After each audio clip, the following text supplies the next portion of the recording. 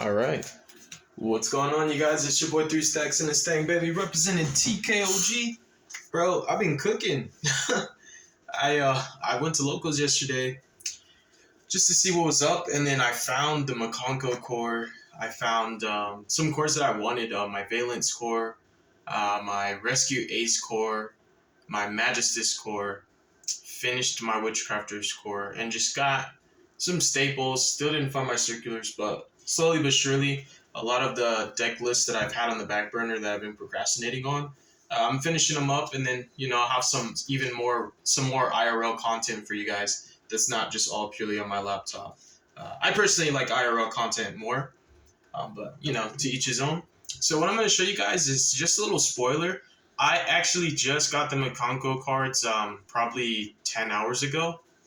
Uh, I got them essentially yesterday, and I just started messing with them. I looked around on YouTube, and everything I saw was literally all just MIKANKO Libromancer, but I wasn't trying to build the MIKANKO Libromancer deck.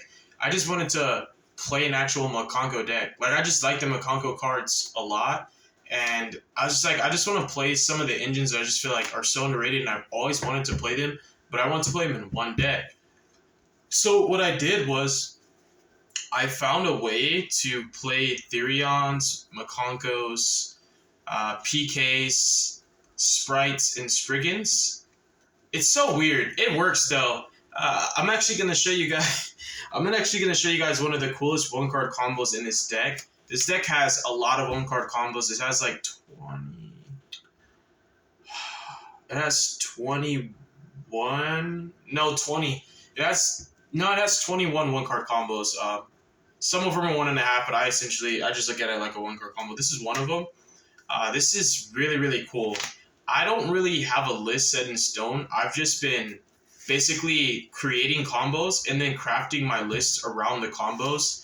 And that's how I was building it. Because at first I was like, how do I get everything off one card so that no matter what, I don't have to put more of each engine so I can have a higher chance of seeing them. I just want to play a combo deck that can just play with one card so I can play hand traps and going second cards. And my list can fit 18 going second cards. And for me, playing a 60 card deck and practically 1/3 of my deck is all going second cards, I'm about that life, bro.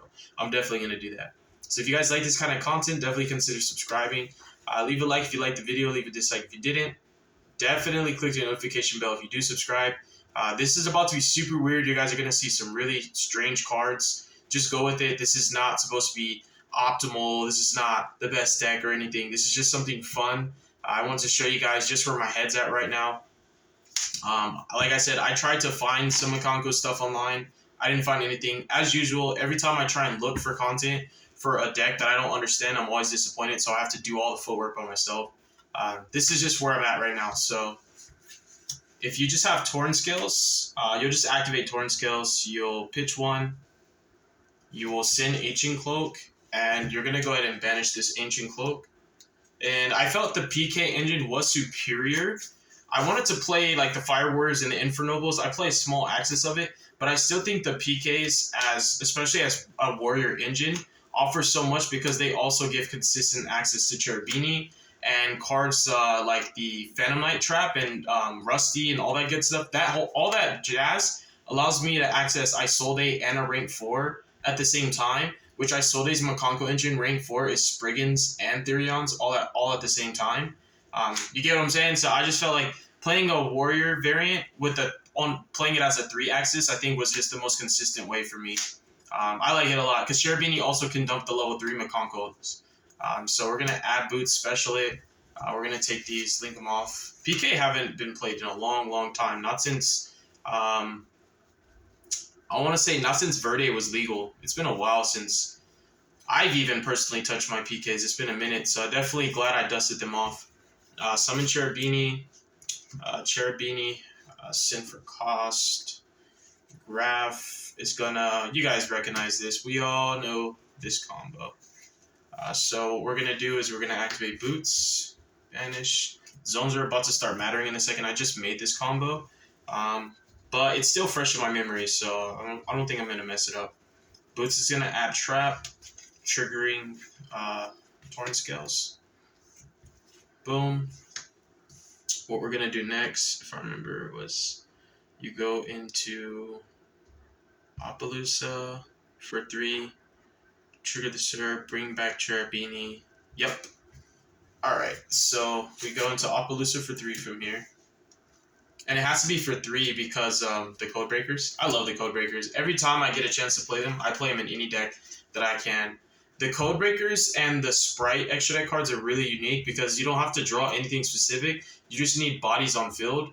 Like every deck can Iggly lock. Like any deck can summon Sprite, special Iggly from your deck, and link it off and make like an IP board with Sprite. What's the trap? Double cross. So if they find a way to out Iggly, you just double cross it back to Masquerade Zone and then IP Masquerade away and give them Iggly again. So every deck can do that. It's just, do you want to main deck 3 Sprite cards, for example? Because it would take, or not even just the Sprites, you just want to main deck Iggly and put 1 Gigantic and just 1 random Link 2 that you can link off the Iggly and the Gigantic 2 after that combo. So it's up to you, but every deck can do a lot of these things. And when it comes to the Code Breakers, it's the same thing. So he's going to be banished when he leaves the field. And then the Seer is going to bring back Cherubini. We're going to go ahead and activate Trap. Special it. We're going to link these 2 off. And we're going to go into Codebreaker. That's why you have to go Oppo for 3, because this guy's going to make her lose 1,000 attack. And if you go Oppo for 2, she can't negate anything, because she doesn't have enough attack to lose. So we're going to bring out one of my favorite engines, 0 Day. We're going to take these 2. I play this in my Dark Worlds too. It's actually insane in Dark Worlds. Bring these back. These are all warriors, and then this is a level 4 as well. So you're going to take these 2 warriors. You're going to go into Isold. You're going to go Isold effect. You actually do search.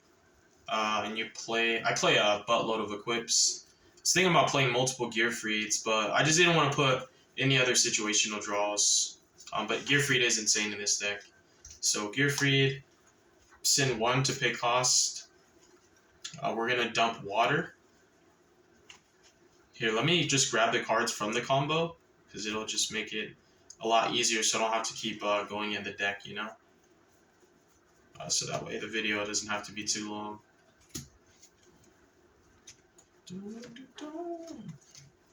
Yeah, you get like your whole deck in your hand off this one combo. You can do different boards too, but I'm gonna just show you the first one that I got, because I'm still cooking, you know? Like this is still an unfinished dish. So this is added to hand. We're gonna pay cost by dumping our water. So MIKANKO water, our Bisque. Special summon my boy Renaud. Renaud's gonna add this to hand. All right. The next thing we're gonna go ahead and do is we're gonna activate water. We're gonna target the Renaud and equip it to him. Use water's effect. And special summon out my girl. I thought I just grabbed her out the pile.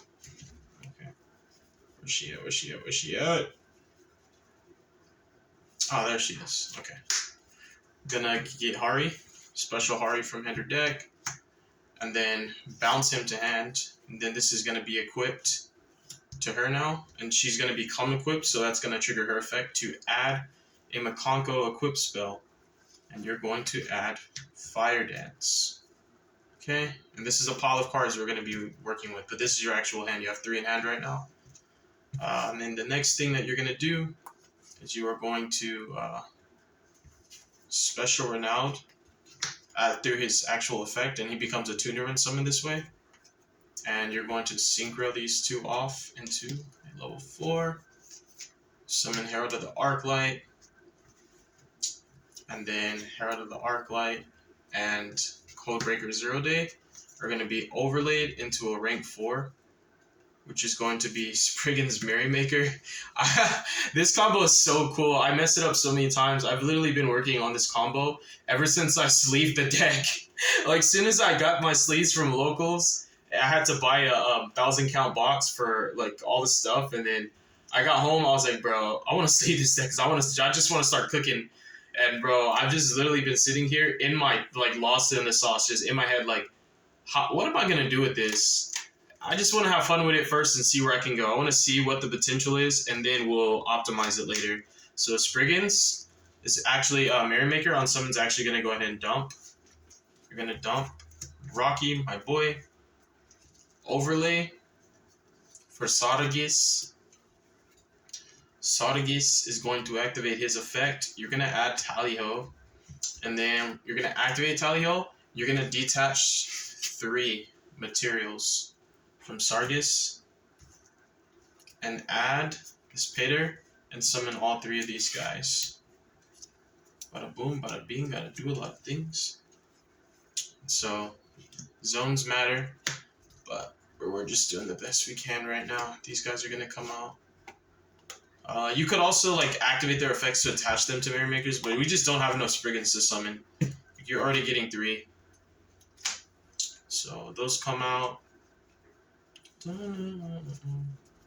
Alright, so that's where we're at so far. Making sure I'm staying on track. Overlay. Gear Giant X. Oh yeah, that's what I forgot to do. See, I was moving a little too fast. I forgot to trigger my hair to Arclight. When we resolved the Tally-Ho Spriggans to detach, add, special, do the whole shebang, we detach Arclight and we add Orihime. Then we overlay into Gear Giant X. And remember, I'm going to say this a few times because, you know, I'm sure there's still going to be weird comments anyways. This is just a fun combo. Like, I don't even know what I'm going to do with this deck yet. I just needed to start somewhere, and I could not find any sources, so I had to just innovate it myself. Add Therion King Regulus. And what we'll do next, if I remember this correctly, is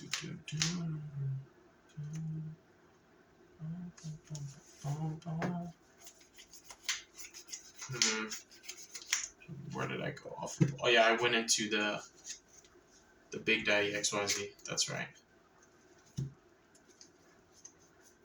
Okay, so I went Utopic, Future, and Draco Future. Boom. Okay, and I'm trying to remember if I needed more space or if I was Gucci. Alright, and this is a pile of parts. So what we'll do next is we'll go ahead and Fire Dance, equip it to my sword.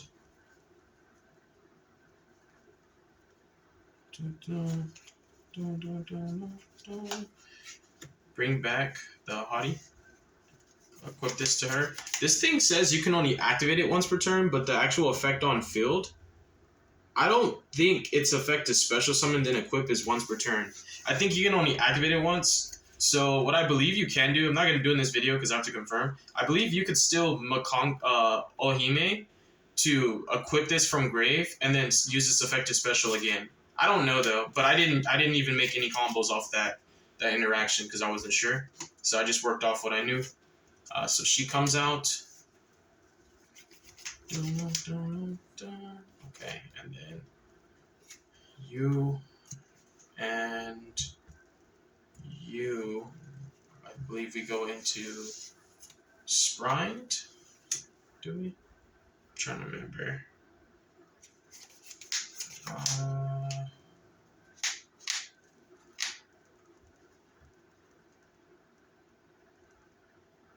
You and you. I think it's you and you go into Sprint to dump. No, it's the other way around. Okay. Yeah, I remember now. So while you're still there, we'll go Reggie. We could have Reggied any time. I'm not really being organized right now. Equip Paydor to Reggie. Take these. Link them off. And you have to play this guy in my variant because sometimes you need to turn non-warriors into a warrior. So that way you can play. This is the best one because he has synergy with the fire aspect of the engine. And then what we'll do now is we'll take these 2. Oopsies. Overlay. Do Wahime's effect. Oh yeah, this is the pile. We add, then discard one. You can even discard the Gear Freed you have in hand if you want, or you can keep it. It's good crackback. He's a great card. So add, discard, activate, special.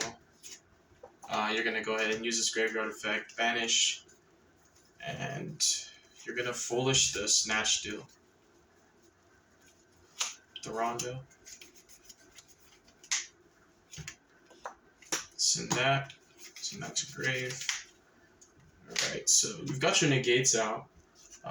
What you want is like variety. So you've got the snatch deal already, you've got the bounce, you've got the omni and the monster negate, but these are great negates. This is a negate and take, this is bounce or pop, this is a snatch deal, or it can be a bounce. You resolve gigantic. From deck, you can special sprites and do a little sprite thing with Jet, but I just think Ibli is better than any random sprite spell trap I can grab, because Ibli just bodies everything right now. It bodies a lot of decks. Then you link those into Sprite Sprint. I actually don't have Sprint right now. That's a card that I still didn't pick up. So I just believe that Sprint is better to end on than IP Masquerena, because a lot of the good links that the list plays get used in this combo, and the rest of the stuff's kind of for a follow-up, like it's for a crackback. So I'm still kind of thinking through what I would want to put. I only kept these slots in because these slots were used in the combo. And you'll activate Ibli's effect and summon it to your opponent's field. And I'm sorry, these are supposed to be in defense technically if you want to play around Ibli like being crashed. So you could do that, but if you're ending on a link, I just think no matter what, if you're ending on a link, it's just gonna happen.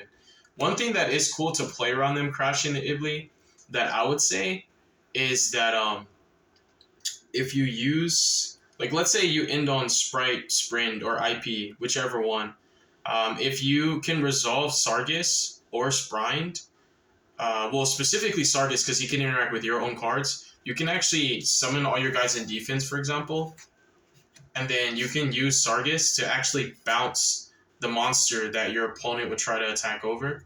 But the only thing is, there would have to be a way to trigger him. So I don't think the board's perfect. I'm still fine-tuning it. But this is essentially like the combo so far, and it's just off of it's not necessarily the PK guy himself. It's not necessarily off Torn Scales. There's a bunch of ways to do it.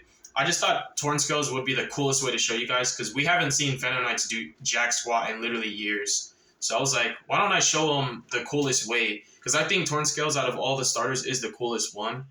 Even though I think Aqua Dolphin just way more insane. Like Connector into Aqua Dolphin, I think is just a little bit more insane for knowledge, coverage, and it's just always gonna beta hand trap, and you just have an extender, and it feels like you're playing Warrior, like Warrior good stuff like Infernobles, Goki, stuff like that. But Torn Scales has a slightly higher ceiling.